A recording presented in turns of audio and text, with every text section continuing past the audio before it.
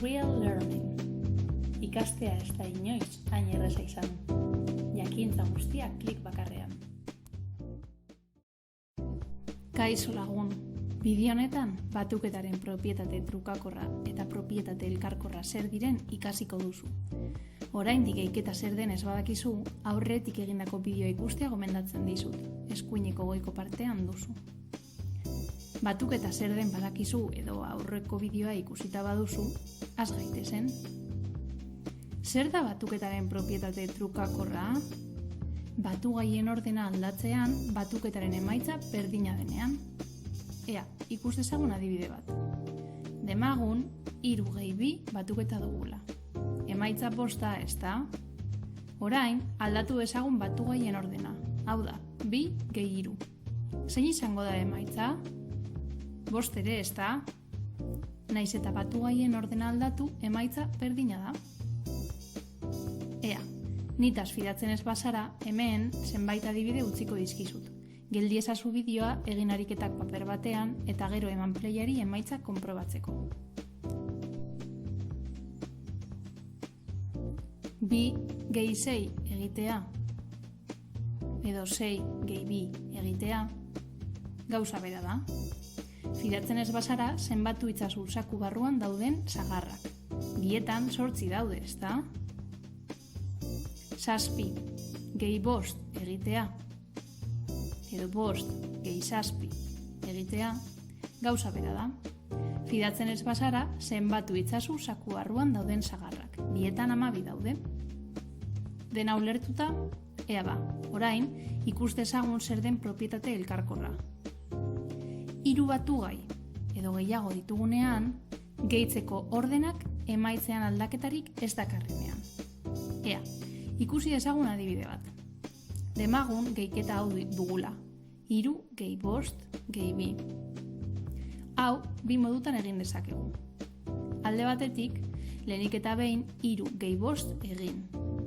Hau da, emaitza 8 ematen duena. Eta gero 2 gehitu. Hau da, 8 gehi 2 berdin 10. Beste aukera ordea ondorengoa da. Lehenik eta behin 5 gehi 2 egin, hau da, 7 ematen du, eta gero 3 gehitu.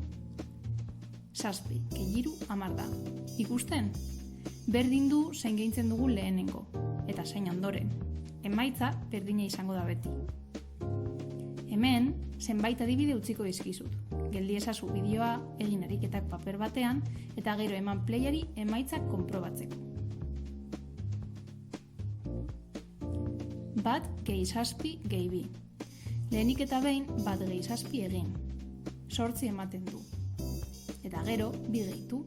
Hau da, 8 gehi 2 berdin 10. Beste aukera ondorengoa da. Lehenik eta behin 7 gehi 2 egin, 9 ematen duela, eta gero 1 gehitu. Hau da, 9 gehi 1 10. Ikusten, berdin du zein gehitzen dugu lehenengo. Emaitza beti berdina izango da. Fidatzen ez bazara zenbatu itzazu saku barruan dauden sagarrak. Bietan 10 daude. Eta azkenik, 3 gehi 6 gehi 2. Lehenik eta behin 3 gehi 6 egin. 9 ematen du. Eta gero 2 gehitu. Hau da, 9 gehi 2 11. Beste aukera ondorengoa da. Lehenik eta behin 6 gehi 2 egin, 8 ematen duena, eta gero 3 gehitu. Hau da, 8 gehi 3 berdin 11. Ikusten? Berdin du zein gehitzen dugu lehenengo eta zein ondoren. Emaitza beti berdina izango da. Fidatzen ez bazara gogoratu zenbatu ahal dituzula saku barruan dauden sagarrak. Bietan 11 daude. Gai honen inguruan zenituen zalantzak argitu izana espero dut. Parteka ezazu zure inguruko lagun, ikaskide edo gurasoekin. Eta horrela haiek ere laguntza jaso dezakete. Bideoa baliagarria izan bazaizu, ezaztu zure botoa emateaz.